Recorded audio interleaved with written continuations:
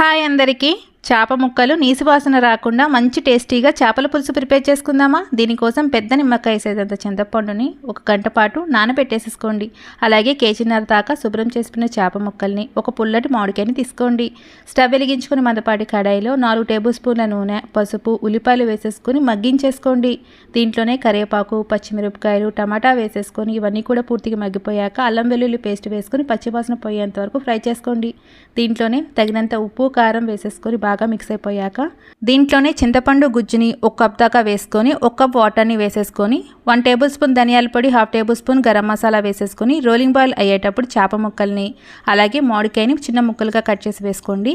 ఇప్పుడు వీటన్నిటిని కూడా బాగా మిక్స్ చేసేసుకొని మూత పెట్టి 10 నుంచి 15 నిమిషాల పాటు మీడియం ఫ్లేమ్లో కుక్ చేసుకోవాలి।